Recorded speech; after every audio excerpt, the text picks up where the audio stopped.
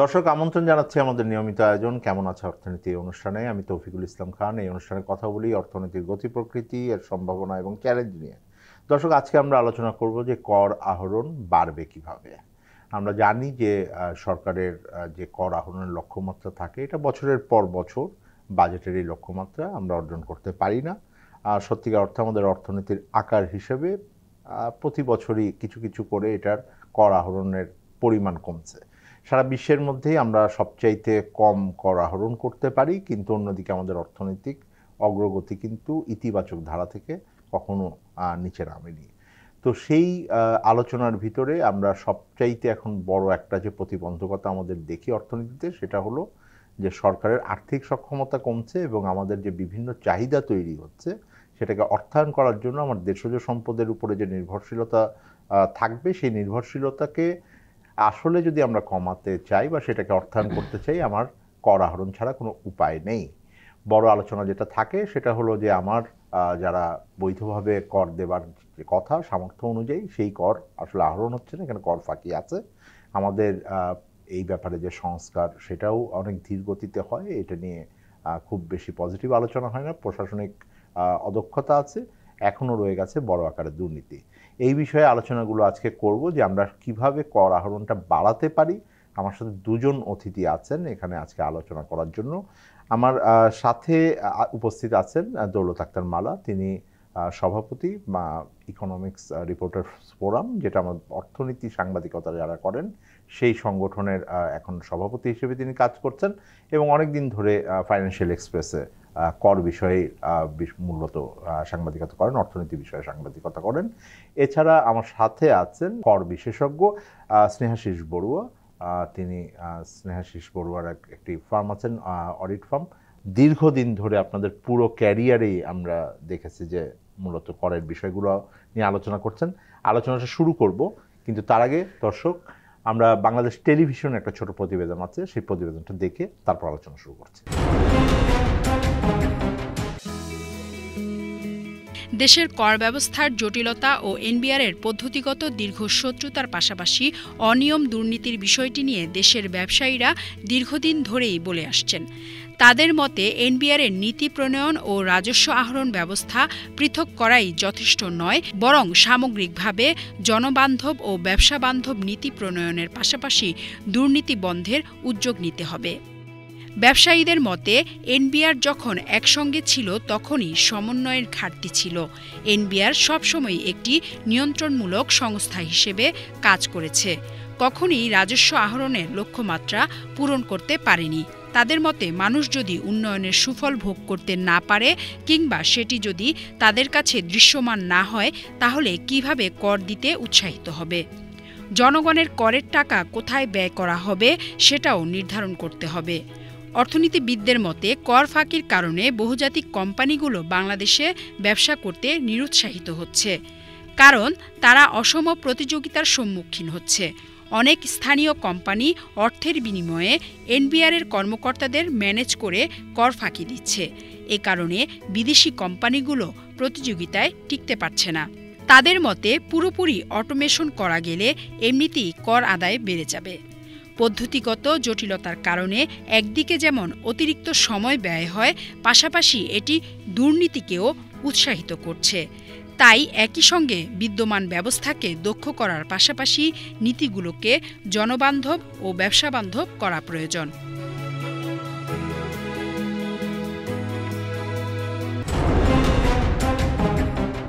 দর্শক, আপনার প্রতিবেদনটি দেখলেন, আমরা আলোচনা শুরু করি। দৌলত আক্তার মালা, আপনার থেকে আলোচনাটা শুরু করি। জেনারেলি তো আমরা এইটার সবসময় অনেক দিনের কনসার্ন, বিশেষ করে আমি বলবো যে গত 1-1.5 দশকে এটা খুব স্পষ্ট হয়েছে। কর আহরণের ক্ষেত্রে বিশেষ প্রকল্প নেওয়া, সংস্কার আনা, এই ধরনের আলোচনা প্রায় 25 বছর, 2.5 দশকের একটা অন্তত বড় বিষয় আছে। আমরা এই ব্যাপারে অনেক প্রকল্প নিয়েছি, অনেক আলোচনা করেছি, বিদেশ থেকে সাহায্য পেয়েছি, বিদেশ থেকে ঋণ নিয়েছি, কিন্তু এটার সুফল পুরোপুরি পাচ্ছি কিনা সেটা নিয়ে অনেক বড় চিন্তা আছে। এর আগেও আমরা দেখেছি 2005-06 পরে 7-8-এ অনেক আলোচনা হয়েছে, আমাদের ভ্যাট আইনের পরিবর্তনের কথা, প্রত্যক্ষ কর যেটা আছে আমাদের ইনকাম ট্যাক্স সেই আইনের পরিবর্তন কথা অনেক পরে হলেও এই দুটো হয়েছে। কিন্তু আহরণে আমরা এখনো পর্যন্ত যেই ধরনের ইতিবাচক প্রবণতাটা দেখতে পাই সেইটা দেখতে পাচ্ছি না। মূল সমস্যাগুলো, চ্যালেঞ্জগুলোকে কিভাবে দেখেন? এবং এইবার যেহেতু অন্তর্বর্তীকালীন সরকার একটা বাজেট দিলেন, যদিও বাজেট দেওয়ার পরে মাত্র হয়তো 3 মাস শেষ হয়েছে, 2 মাসের হয়তো তথ্যপাত্র আছে যে কতখানি আহরণ বাড়লো, সেখানে কি ধরনের প্রবণতা দেখছেন? কর আহরণের ক্ষেত্রে আসলে আমাদের দেশ বোধহয় একটু পিছনের দিকেই হাঁটছে। আপনি জানেন যে আমাদের ইকোনমির সাইজ যেটা, সেই তুলনায় আমাদের কর আহরণের যে সক্ষমতা সেই অনুযায়ী আমাদের কর আহরণ হচ্ছে না। এখানে অনেকগুলো ইস্যু আছে। যেমন আমরা এই অন্তর্বর্তীকালীন সরকারের প্রথমেই দেখি যে অনেকগুলো রিফর্ম ইনিশিয়েটিভ কিন্তু নিয়েছে, তারা খুব চিন্তা ভাবনা করেই নিয়েছে, বিভিন্ন কমিশন গঠন হয়েছে। হ্যাঁ, কিন্তু রাজস্ব কেন্দ্রিক আসলে খুব ভিজিবল কিংবা সিগনিফিক্যান্ট কিছু পদক্ষেপ আমরা দেখি নাই। হ্যাঁ, যে সাজেশন আসবে, রেকমেন্ডেশন আসবে। ছোট একটা কমিটি করা হয়েছিল, এনবিআর রিফর্ম কমিটি, সেখানে আসলে স্টেক হোল্ডাররা ওরকম ছিলেনও না, যে সাজেশনটা ফর্মার অফিসিয়ালদেরকে নিয়ে হয়েছে সেটাও এখন ডিসলভ করে দেওয়া হয়েছে। এখন আবার বলা হচ্ছে যে মাল্টি স্টেক হোল্ডার একটা কমিটি করা হবে। তো এখানে আসলে খুব এক্সপেরিমেন্টাল একটা পর্যায়ে বোধহয় সরকার এই গত 1 বছর ধরে চেষ্টা করছে যে কিভাবে কি করা যায়। কিন্তু খুব এই সেক্টরটা এত সেন্সিটিভ। যেমন একটা পরিবারের যে আয় করেন, আমরা ন্যাশনাল বোর্ড অফ রেভিনিউকে সেভাবেই দেখি, 85% আমাদের রাজস্ব যোগান দেয়। তো এটা নিয়ে আসলে এক্সপেরিমেন্ট করার সুযোগটা একটু কম। এবং বিভিন্ন যে রিফর্ম ইনিশিয়েটিভগুলো আমরা যদি গত 10 বছরের দিকে তাকাই, আসলে কোনটা কিভাবে ক্লিক করেছে এরকম কোনো অ্যানালিসিস, কোনো ডেটা, কোনো স্পেসিফিক কোনো তথ্য আমরা কিছু পাই না, বরং ফেলিওরের সংখ্যাই কিন্তু বেশি দেখি। আমি সেইভাবে যদি চিন্তা করি যে এখন যেই IMF এর মানে এক ধরনের শর্তের ভিতরে বলি বা তাদের থেকে ঋণ নেওয়ার কারণে যেই ধরনের অর্থনৈতিক সংস্কারের জায়গাগুলো অনেকাংশে তাদের গাইডেন্সে পরিচালিত হচ্ছে বলতে পারি আমরা, তাই তো? এটা আমরা পছন্দ করি না করি, যদিও এই ধরনের যে সংস্কারের কথাগুলো বলছেন এটা অনেকদিন ধরে হয়তো আমরা দেশের ভিতরেই বলছিলাম, জাস্টিফিকেশন হয়তো আছে, কোনো ক্ষেত্রে আবার হয়তো তাদের সাথে দ্বিমত আছে আমাদের। কিন্তু সেই ক্ষেত্রে তো তাদের তো একটা বড় মানে কতগুলো যে ক্রাইটেরিয়া থাকে, সেই ক্রাইটেরিয়ার ভিতরে, শর্তের ভিতরে তো এইটা একটা বিষয় আছে। কিন্তু আমরা এখন পর্যন্ত ঋণ নেওয়ার পরে প্রায় 3 বছর হয়ে গেল না, 3 বছরের ভিতরে তো কোনোদিন আমরা ওই টার্গেটটাই পূরণ করতে পারছি না, যেটা ধরেন সবচেয়ে দুর্বল অবস্থানে ছিল, বৈদেশিক মুদ্রার রিজার্ভ, সেইটাও তো আমরা এবারে বোধহয় পূরণ করতে পেরেছি, জুন মাসের যে টার্গেট ছিল। কিন্তু এইটা পারছি না কেন? বা এইটা কি মনোযোগের অভাব নাকি? এখানে আসলে এখানে কয়েকটা জিনিস আছে। হতে পারে একটা মনোযোগের অভাব আমরা যেটা দেখি, এবং এটার থেকেও বেশি হচ্ছে ইন্টারনাল ফ্যাক্টরগুলো। হ্যাঁ, আমরা যে ট্যাক্সটা দিচ্ছি, আপনি যে ট্যাক্সটা দিচ্ছি, সেই ট্যাক্সটা আসলে কতটুকু এক্সচেকারে যাচ্ছে, এটা একটা পয়েন্ট। আরেকটা পয়েন্ট হচ্ছে এক্সিস্টিং ট্যাক্স পেয়ারদেরকেই যে হ্যামার করাটা, যারা আছে তাদেরকেই বারবার প্রেশার দিয়ে তাদের কাছ থেকে একটা কিন্তু স্যাচুরেটেড পয়েন্টে চলে যায় একটা ট্যাক্স পেয়ার যারা আছে, অল্প কিছুই আছে আমাদের ট্যাক্স নেটে, আমাদের কিন্তু বড় একটা অংশ কিন্তু ট্যাক্স নেটের বাইরে আছে। তারা ধরেন একটা বিজনেসম্যান, সে ট্যাক্স দিয়ে যদি ব্যবসা করে আর পাশের জন যদি ট্যাক্স না দিয়ে বিজনেস করে, তখন কিন্তু ওই লেভেল প্লেইং ফিল্ডটা হয় না, তো সে অসম একটা প্রতিযোগিতা, এটা কিন্তু ডিসকারেজ করে। হ্যাঁ, আরেকটা বিষয় যে আমাদের যে রিফর্ম ইনিশিয়েটিভগুলো, ওগুলো না একটার সাথে আরেকটার খুব একটা কানেকশন থাকে না। এই জন্য ওই ছোট ছোট রিফর্মগুলো ওটাকে আলাদা আলাদাভাবে এটা কানেক্টেড যেহেতু না হয় না, তো পার্শিয়াল একটা অটোমেশন হয়, এবং যেটা হয়ে আসছে এতদিন ম্যানুয়াল, ওইটাই হয় যে আপনার ঠিক আছে ছোট একটা অংশ অটোমেশন হলো, কিন্তু আলটিমেটলি আমি ট্যাক্স পেয়ার হিসেবে আমি কিন্তু হ্যারাসমেন্ট এবং হ্যাসেল থেকে মুক্ত হতে পারলাম না। অটোমেশনের বিষয় এবং আদার বিষয়ে স্নেহাশিস বড়, আপনি তো কর বিষয়ে মানে সেই অর্থে আপনাকে বিশেষজ্ঞ হিসেবে আমি পরিচয় করেছি, চার্টার্ড অ্যাকাউন্ট্যান্ট হিসেবে। আপনি সেই অর্থ বলতে আপনার ক্লায়েন্ট ওই প্রাইভেট সেক্টরেও আছেন, সরকারের সাথেও আপনি কাজ করেছেন, তাদেরকেও পরামর্শ দিয়েছেন। এইবারের বাজেটের বিশ্লেষণও আপনারা করেছেন আপনাদের প্রতিষ্ঠানের পক্ষ থেকে, খুব ডিটেইলে করেছেন যে কীভাবে ইম্প্যাক্ট হবে। বাজেট যেভাবে করা হলো সেই অনুযায়ী কর আহরণটা কতখানি মানে আপনি মনে করেন যে এটার সাথে আমার কর আহরণের লক্ষ্যমাত্রা সামঞ্জস্য আছে? এবার তো আসলে ছিল অন্তর্বর্তীকালীন সরকার, কোনো পলিটিক্যাল গভর্নমেন্ট ছিল না। তো এক্ষেত্রে আমরা মনে করেছিলাম যে যখন একটা রাজনৈতিক সরকার থাকে তখন তাদের তো কিছু নিজস্ব ম্যান্ডেট থাকে, সো সেটাই হয়তো রিফ্লেক্টেড হয় বিভিন্ন বাজেটে। তো এবার আমরা মনে করেছিলাম যে না, দেশের স্বার্থে হয়তো আমরা অনেক সুন্দর কিছু পদক্ষেপ আমরা হয়তো এবারের বাজেটে দেখব। তো আমি বিফোর আই ডিটেইল আর কি অ্যাবাউট ইনকাম ট্যাক্স, ভিএটি আর কাস্টমস, আমি যদি উপরের দিকে দেখি, যেমন মালাপা একটা খুব ভালো কথা বলেছেন, সংস্কারের মধ্যে আমরা কাঠামোগত একটা সংস্কার দেখেছি, যেটা পলিসি অ্যান্ড কি অ্যাডমিনিস্ট্রেশনকে সেপারেট করার জন্য একটা অধ্যাদেশ জারি হয়েছে, মানে যেটা অলরেডি পাস হয়ে গেছে আর কি। যে আমরা সবচেয়ে বড় যে জায়গায় চেয়েছিলাম, যে ব্যবসায়ীরা প্রায়শই বলছেন যে আমাকে একবার ইনকাম ট্যাক্স অফিসে যেতে হয়, একবার ভ্যাট অফিসে, একবার কাস্টমস অফিসে। আবার ইনকাম ট্যাক্সের মধ্যে 3টা ভাগ আছে, একটা কমিশনারেট, একটা ইনকাম ট্যাক্স গোয়েন্দা, একটা সিআইসি। ভ্যাটেও ঠিক সেম। তাহলে আমরা বিভিন্ন দেশে দেখেছি যে স্টাডি চলছে যে কিভাবে সরকারের খরচ কমানো যায়, কারণ দিনের শেষে গিয়ে আমার এই যে অপারেশনাল কস্ট, এটাও কিন্তু সরকারের রাজস্ব দিয়ে কিন্তু কি নির্বাহ করতে হবে।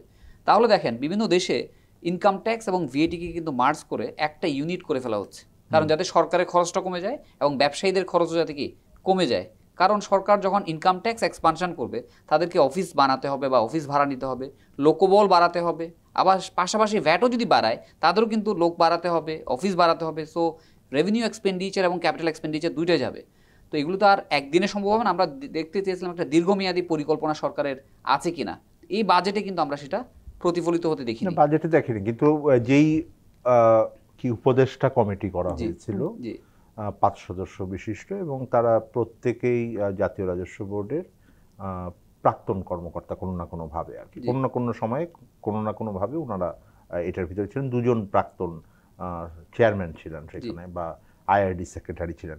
তো ওনাদের যেই যদি ওনারা ফাইনাল রিপোর্টটা দেননি, তার আগেই কমিটি ডিসলভ করা হয়েছে, কিন্তু সেখানে এই বিষয়গুলো কি সেইখানে আসবার কথা ছিল যে যেটা আসেনি? হ্যাঁ, আমরা আশা করছিলাম যে মানে স্বাভাবিক, এই কমিটি তো গঠন করা হয়েছে অনেক আগে, মানে অন্তত 8-9 মাস আগে। সো তারা রিপোর্ট দিয়েছেন কিনা সেটা তো আসলে খুব পাবলিকলি অ্যাভেলেবল ইনফরমেশনস নাই যে কতটুকু রিপোর্ট দিয়েছেন। আমরা যতটুকু জানি ওনারা রিপোর্ট সাবমিট করেনি। তো তারপরও মানে ওনারা রিপোর্ট দিক আর না দিক, বাজেটের আগে যদি এক্সারসাইজগুলো করা হতো, যে পলিসি লেভেলে, যে পলিটিক্যাল গভর্নমেন্ট আসলে তো ধরেন এই ধরনের একটা সাহসী সিদ্ধান্ত নেওয়া ডিফিকাল্ট হবে। এখন এই অর্গানোগ্রাম হিসেবে যে এইভাবে আমরা কি আলাদা করতে পারি কিনা। অ্যান্ড সেকেন্ড হচ্ছে যে আপনি বললেন বা আপাও বললো যে ডিজিটাইজেশনস বা এগুলো নিয়ে আমরা শুনছি 1000 কোটি টাকার প্রকল্প হবে, অনেক বড় ধরনের কিছু হবে।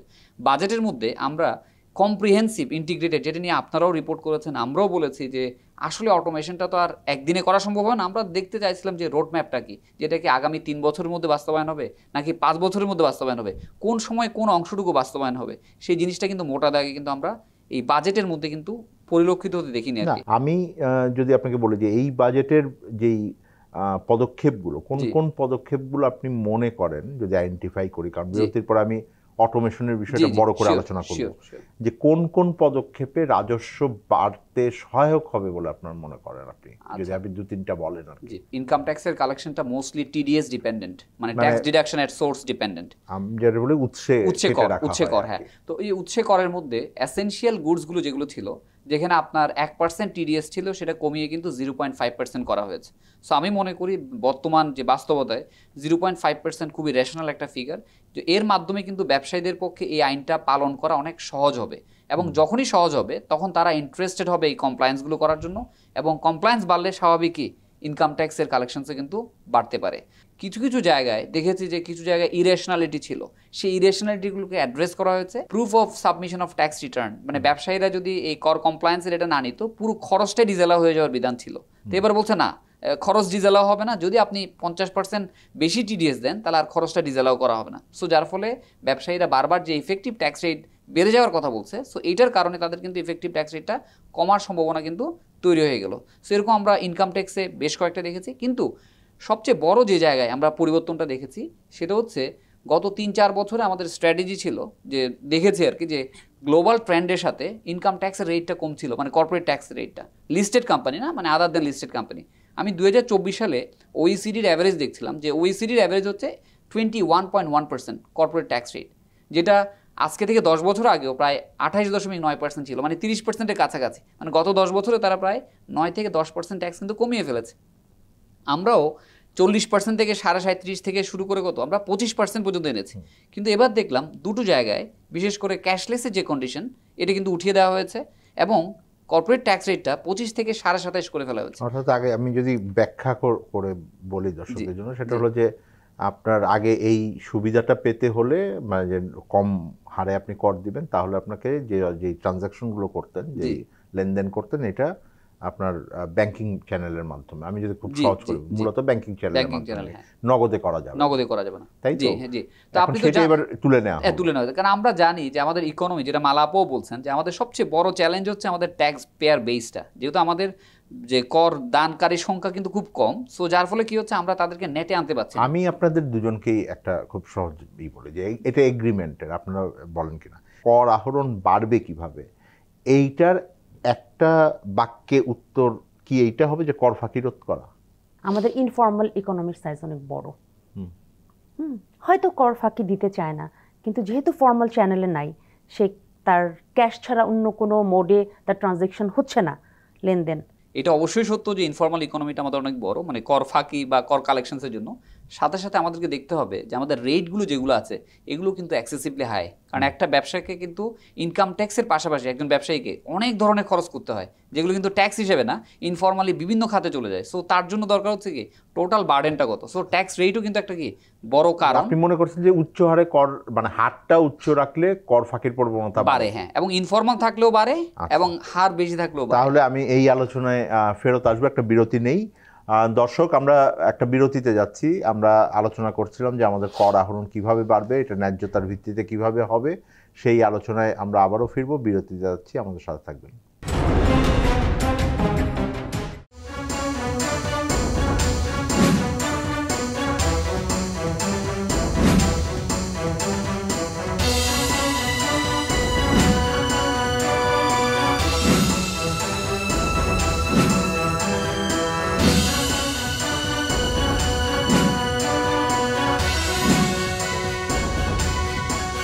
আগামীর বাংলাদেশ, বিশেষ টক শো আগামীর বাংলাদেশ, দেখবেন প্রতিদিন রাত 11টায়।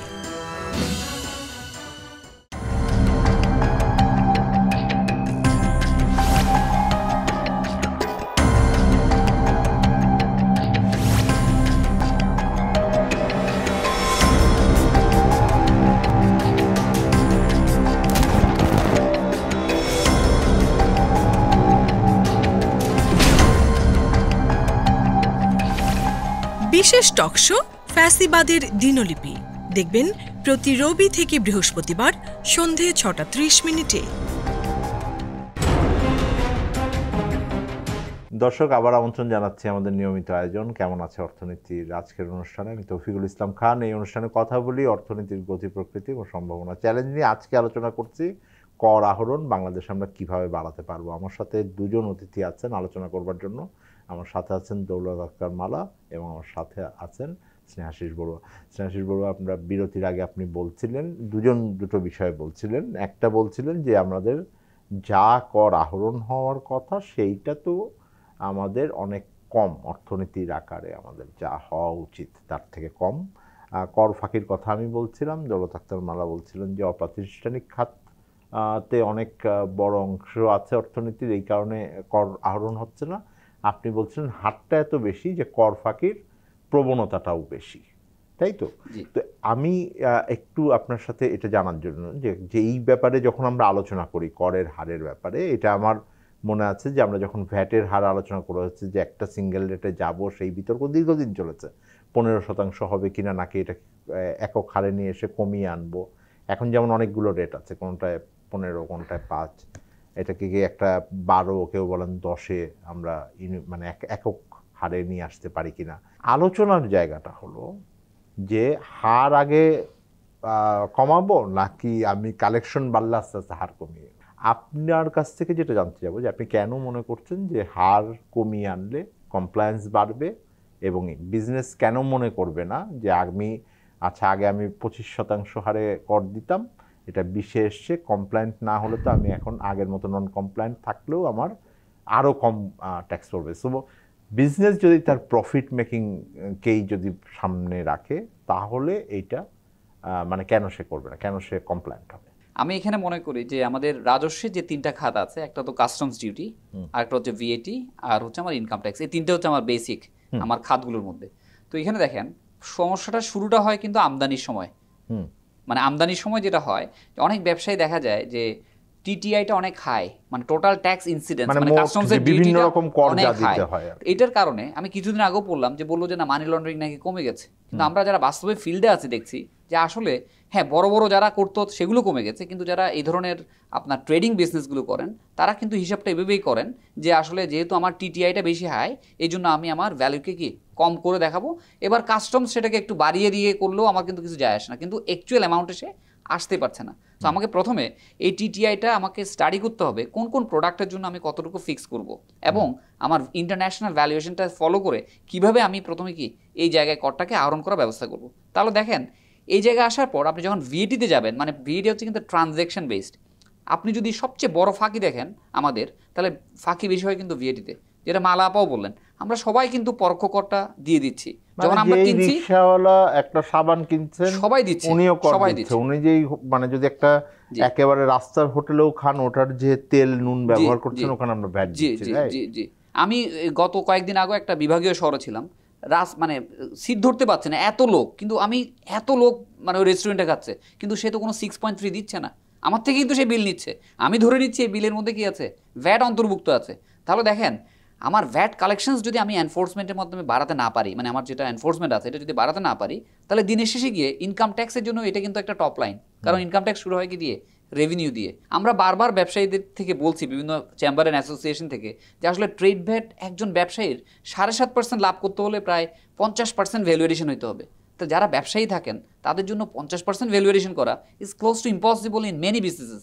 কিছু মানে স্পেসিফিক ব্যবসায় হয়, কিন্তু জেনারেল ব্যবসায় যদি হয়, সকল ব্যবসায়ী আপনি বলছেন যে আসলে যদি 100 টাকা ওনার মানে বিক্রি হয়, তাহলে উনি 50 টাকাই উনি এটা কাইন্ড অফ ওনার লাভ ভ্যালু এডিশনস, লাভ বলবো না, খরচ প্লাস ভ্যালু এডিশন সবগুলো সব খরচ দিলে তো এটা লাভই আর কি, মানে তার ভ্যালু এডিশন। জি, ভ্যালু এডিশন। তো আপনি রিটেল স্টোরে ডাটাবেস যদি নেন, দেখবেন গত কয়েক মাসে তাদের কিন্তু সেল ড্রপ করেছে।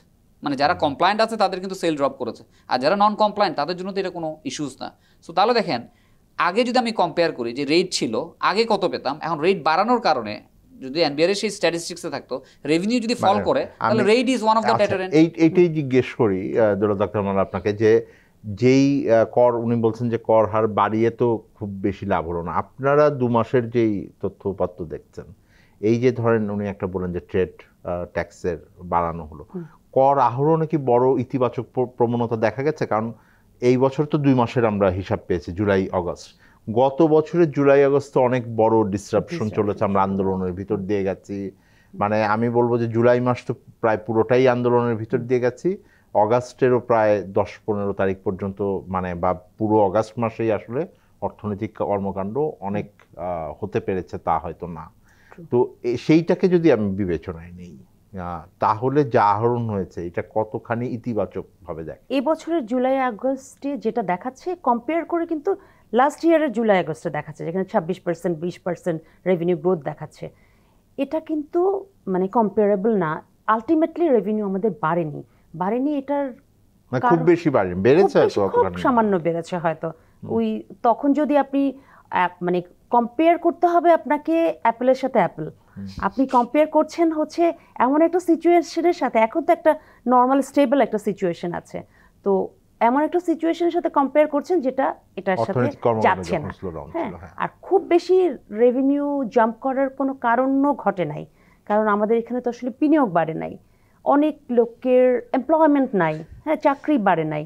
তো সেক্ষেত্রে ইকোনমি স্টেবল এখন পর্যন্ত, কিন্তু যে গ্রোথটা মানি তো আপনাকে মোবিলাইজ করতে হবে, মানে ঘুরতে হবে, তাহলে আপনার ট্যাক্স জেনারেট হবে, আপনার পারচেজিং পাওয়ার বাড়তে হবে, স্যালারি পেতে হবে, চাকরি পেতে হবে। তো সেই খাতে আসলে রেভিনিউ যে বাড়বে এটা আমরা আশাও করিনি, রেভিনিউ আসলে তেমন বাড়েনি। আপনি বলছেন কর দিতে চাই না, বা করের হারটা বেশি হোক, বা কেউ দিচ্ছে না, যেহেতু সবাই তারপরে ওই কর ফাঁকির জায়গায় চলে যাচ্ছে বলে অপ্রাতিষ্ঠানিক খাতে তারা অপারেট করছেন, বা প্রাতিষ্ঠানিক হয়তো একটা লাইসেন্স আছে, আমি এই জন্য সংজ্ঞায়নের ভিতরে গেলাম না, প্রাতিষ্ঠানিক কি বলবেন, যে হয়তো লাইসেন্স আছে, একটা করের লাইসেন্সও আছে, কিন্তু আসলে উনি অপারেশন এত ছোট দেখাচ্ছেন যে উনি খুব বেশি কর দেন না। তো কোনটাকে ট্রিগার করবে, যে আমি মানে প্রাতিষ্ঠানিক খাতে আনবো নাকি করের ভিতরে আনবো, বা আসলে কোন বিষয়গুলো একটা প্রতিষ্ঠানকে বা একটা ব্যক্তিকে ওই অপ্রাতিষ্ঠানিক বা নন কমপ্লায়েন্ট জায়গা থেকে কমপ্লায়েন্টে আনতে পারে? প্রথমেই আপনাকে তো স্বীকার করে নিতেই হবে যে এখানে একটা নেক্সাস আছে। ইন্টারনাল যে ট্যাক্স অফিসিয়াল, ভ্যাট অফিসিয়াল এবং কাস্টমস অফিসিয়াল যারা আছে, তাদের একসাথে ব্যবসায়ীদের একটা আন্ডারস্ট্যান্ডিং আছে, যারা কর ফাঁকি আতাত, হ্যাঁ, যে আমরা নিজস্ব, যে আমরা বলি যে রাজস্ব আর নিজস্ব, যতদিন নিজস্বটাকে আমরা আটকাতে না পারবো ততদিন রাজস্ব আসলে বাড়বে না।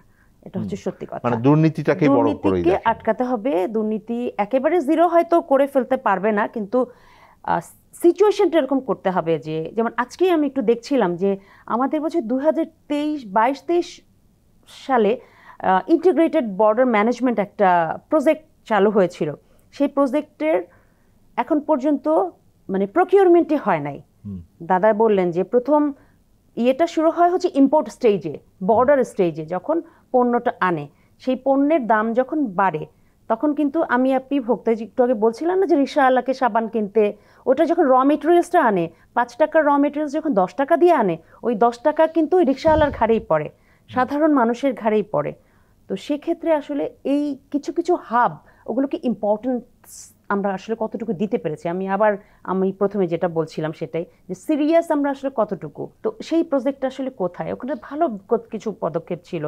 ভ্যাটের কথা বললেন দাদা, ভ্যাটে আমরা দেখেছি যে ইলেকট্রনিক ফিসক্যাল ডিভাইস নিয়ে নানান ধরনের এক্সপেরিমেন্ট চলছে, কিন্তু ওগুলো ক্লিক করছে না। কেন ক্লিক করছে না? তারপরেও আবার বারবার EFDMS আসছে, হ্যাঁ, কোম্পানিকে থার্ড পার্টি অ্যাপয়েন্ট করা হচ্ছে। তো এই যে সিস্টেমগুলো বললাম না যে ট্রায়াল এরর বেসিসে এগুলো করার কোনো অপশন নাই।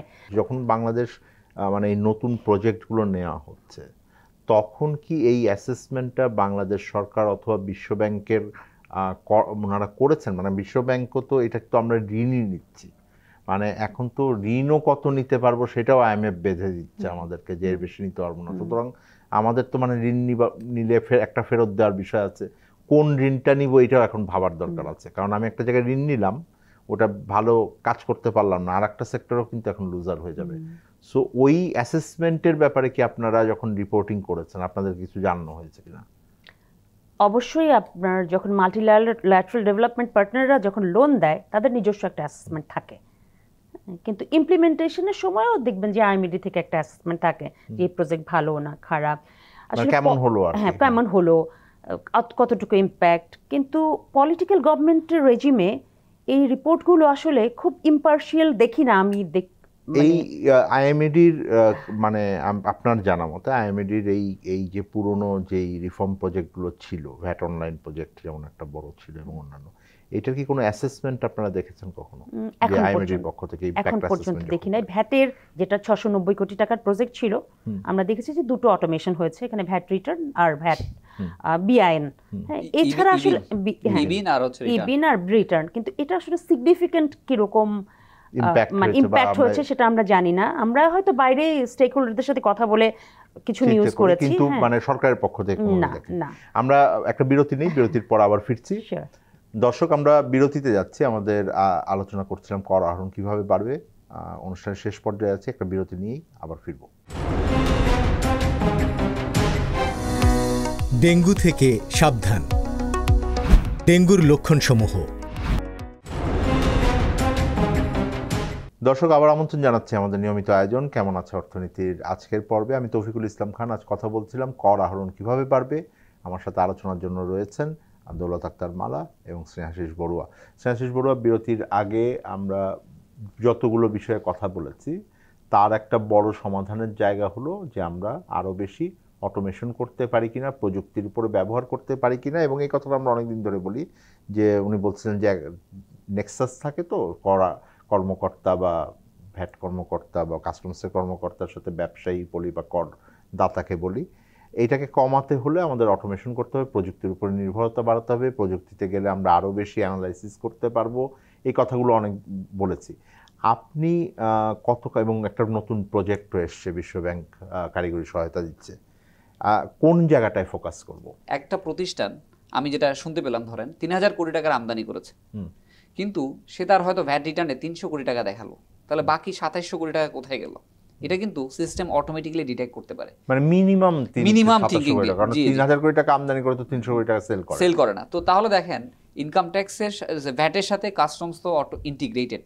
তো তাহলে আমার যদি এসআই কোডের সাথে ভ্যাট অনলাইনে ইন্টিগ্রেশন থাকে, তো উনি যদি পারচেজ করে থাকেন আর ভ্যাট রিটার্নে যদি উনি না দেখিয়ে থাকেন, এটা অটোমেটিক্যালি ট্রিগার করবে যে দেখেন এখানের মধ্যে কি নাই, ভিএটিটা মানে ভিএটি রিটার্নে কম ডিসক্লোজ করা হয়েছে। আবার ভিএটির সাথে যখন ইনকাম ট্যাক্স দেখায় তখন দেখবেন অনেক কারণে মানে বিক্রি মানে সেলস রেভিনিউ টার্নওভার যে নামে বলি না কেন, ভ্যাট রিটার্নে একরকম, ইনকাম ট্যাক্সের সাথে যে অডিট রিপোর্ট দেয় সেখানে আরেক রকম, একটা রিকনসিলিয়েশন থাকতেই পারে। কিন্তু এই যে গ্যাপটা, এটা তো সিস্টেম অটোমেটিক্যালি, যদি আমার ইন্টারঅপারেবিলিটি থাকে, এটা অটোমেটিক্যালি ডিটেক্ট করা বড় হলে এটা আপনি বুঝতে পারবেন, ট্রিগার করবে। সো এটা আমরা বলছি উইদিন দ্য ডিপার্টমেন্ট এই সমন্বয়টা নাই। সো আমাকে আগে ইন্টারঅপারেবিলিটিটাকে এনশিওর করতে হবে। আর ইন্টারঅপারেবিলিটি এই জিনিসটা আসবে লং টার্মে। ধরেন এখন কেউ চাইলে গাড়ি লুকাতে পারে না, কারণ বিআরটি এর সাথে এনবিআর এর সার্ভারটা লিঙ্ক করা আছে। সো চাইলে যে কোনো সময় ডিটেক্ট করা যাবে। সঞ্চয়পত্র লুকানো যায় না। সাথে সাথে ধাপে ধাপে যদি আমরা আসি, ল্যান্ড, অ্যাপার্টমেন্ট, সাথে ব্যাংক অ্যাকাউন্ট, এই যে সমস্ত জায়গায় করদাতারা তাদের সম্পদটাকে লুকিয়ে রাখেন, এই জিনিসটা যখন আস্তে আস্তে ইন্টিগ্রেট করা হবে, ইন্টারঅপারেবিলিটি এনশিওর করা হবে, তখন চাইলেও কিন্তু আপনি এটাকে লুকাতে পারবেন না। কিন্তু আমরা ইন্টার যেটাই বলি না কেন, দিনের শেষে গিয়ে এই এক্সারসাইজটা পুরোটা রেজাল্ট আনবে না যতক্ষণ না পর্যন্ত সেন্ট্রাল ব্যাংক এবং এনবিআর মিলে যৌথভাবে কাজ না করে। পৃথিবীর বিভিন্ন দেশ আপনি দেখবেন, এই যে আপনার ধরেন ইউপিআই মানে ইউনিফাইড একটা পেমেন্ট ইন্টারফেস দিয়ে, এই যে কিছুদিন আগে আমাদের গভর্নর মহোদয় বলছিলেন যে আমরা ক্যাশলেস সোসাইটি করব। তো দেখেন এই ক্লাসিক এক্সাম্পল হচ্ছে ইন্ডিয়াতে নাকি একজন ফুচকাওয়ালা 40 লাখ রুপির উপরে তার একটা সার্টেন টাইমে তার ইয়ারে টার্নওভার ক্রস করে গেছে। সো সে যে জায়গায় বিক্রি করছে সেই জায়গায় লোকাল অফিসের সাথে সাথে পিং করছে যে দেখেন সে অলরেডি জিএসটি থ্রেশহোল্ডকে কি ক্রস করে গেছে। কারণ কেউ কিন্তু ক্যাশ দিয়ে টাকা দিতে পারছে না, সবাইকে গুগল পে, আমাজন পে রাখতে হচ্ছে, বাধ্য হচ্ছে। আমি চাইনায় গিয়েছি, কোনো জায়গায় ক্যাশ নিতে যাচ্ছে না, সবাই টাচ করতেছে। তাহলে দেখেন যতক্ষণ না পর্যন্ত আমরা ইনফর্মাল ইকোনমিকে এটার সাথে ইন্টিগ্রেট করতে পারবো, ততক্ষণ পর্যন্ত আমি ইন্টার যেটাই বলি না কেন, দিনের শেষে আমি রেভিনিউর মেইন স্ট্রিমকে কিন্তু কোথায় ডিজিটালাইজেশন আনতে পারবো না। আমি দৌলত আক্তার মালা, একদম অনুষ্ঠান শেষ পর্যায়ে, আপনি তো অনেকগুলো এই ধরনের অটোমেশনের মানে আগের অ্যাটেম্প্ট দেখেছেন, কোন জায়গাটায় মনোযোগ দিলে আমরা এইবার ব্যর্থ হব না? আমি একসময় একটা স্টোরি করেছিলাম যে ইউনিফাইড একটা নাম্বার থাকবে, একটা ট্যাক্স পেয়ারের, যেটা দিয়ে ভ্যাট, কাস্টমস, ইম্পোর্ট সবকিছু তার দেখতে পারবে। এটা একটা ন্যাশনাল, হয় না উন্নত বিশ্বের যেগুলো, এইটা যদি ইন্টিগ্রেট করতে পারে, যেটা দাদাও বললেন, হ্যাঁ, যে ট্র্যাক করা, ইন্টারঅপারেবিলিটি যদি ট্র্যাক করতে পারে, তার ব্যাংক অ্যাকাউন্টেও ওই নাম্বারটাই থাকবে, বিন নাম্বার যেটা তৈরি হয়েছে যেভাবে আমব্রেলার মধ্যে। যেমন এখন যেটা হয়েছে ন্যাশনাল সিঙ্গেল উইন্ডো, এই টাইপের কোনো একটা সিঙ্গেল উইন্ডো থাকবে, একটা সিটিজেনের একটা নাম্বার থাকবে যেটা দিয়ে ট্র্যাক করবে সে কতবার বিদেশে গিয়েছে, সে কি কি পারচেজ করেছে, সব কিছুতে ওই নাম্বারটা থাকবে। হ্যাঁ, তো তাহলেই আসলে এটা মানে এনশিওর করতে পারবে যে একটা ব্যবসায়ী, একটা ইন্ডিভিজুয়াল, তার কতটুকু খরচ, কতটুকু সেই। আমি একটা ইতিবাচক প্রশ্ন দিয়ে শেষ করি, যে যেমন এবারে বলেছেন সকল ব্যক্তি খাতের করদাতাই যেমন অনলাইনে তাদের রিটার্ন সাবমিট করবেন, এটাকে আপনার কতখানি ইতিবাচক? এটা খুবই ভালো একটা পদক্ষেপ এবং আমি এটাকে ওয়েলকাম করি। কারণ হচ্ছে, এবং এটা কর্পোরেট ট্যাক্স পেয়ারের দিকেও এটা আগানো উচিত। কারণ হচ্ছে যখন আপনি ট্যাক্স পেয়ারকে এনকারেজ করতে পারবেন, তখন কিন্তু ট্যাক্স পেমেন্টে অনেককে আরও এগিয়ে আসবে। কোনো সিটিজেনই কিন্তু চায় না যে নন কমপ্লায়েন্ট হয়ে, অপরাধী হয়ে একটা রাষ্ট্রে বসবাস করতে। সেক্ষেত্রে তাকে একটু এগিয়ে দেয়, একটা হ্যাসেল ফ্রি, হ্যারাসমেন্ট ফ্রি একটা যদি এনভায়রনমেন্ট দেয়, তাহলে আমার মনে হয় যারা ট্যাক্স নিতে আছে আস্তে আস্তে তারাও কনসিডার করবে যে আমি ট্যাক্স নিতে চলে আসি। অনেক ধন্যবাদ আপনাদের দুজনকেই। দর্শক, আমরা আজকে আলোচনা শেষ করছি। নিঃসন্দেহে কর আহরণ ছাড়া বাংলাদেশে কেন বিশ্বের কোনো দেশেই যেই ধরনের আমরা নাগরিক সুবিধা চাই, যে ধরনের উন্নয়ন চাই, সেটা করা সম্ভব না। বৈষম্য যদি দূর করতে চাই, তাহলেও আমাদের শেষ পর্যন্ত কিন্তু কর আহরণের দিকে মনোযোগী হতে হবে। কারণ আমরা চাই বাংলাদেশ একটি কল্যাণকর রাষ্ট্র হোক, এবং সেটার ক্ষেত্রে যে নাগরিক সুবিধা বা যারা পিছিয়ে আছেন তাদেরকে বিভিন্ন রকম সহায়তার কথা বলি, যেই ধরনের সামাজিক নিরাপত্তার কথা আমরা বলি, সেগুলো দিতে হলে কর আহরণ থেকে অর্থায়ন ছাড়া আমাদের আর কোনো বিকল্প আসলে নেই।